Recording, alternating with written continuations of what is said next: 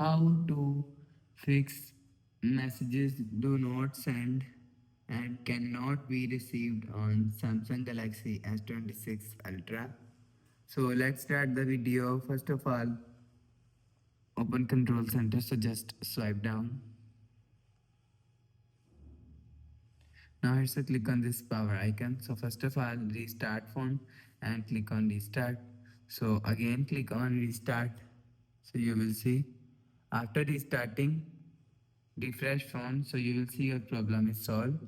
So if it's still not solved, so just click and hold on messages app. Now here's a click on this information app. Now here scroll down and click on storage. So after click on storage, click on clear cache. So after clear cache, click on clear data. So after clear cache and clear data, you will see your problem is solved. So after the process, go back to home screen, refresh phone. So that's how you can fix messages do not send cannot be received on Samsung Galaxy S26 Ultra. So if you like the video, please subscribe. Thanks for watching.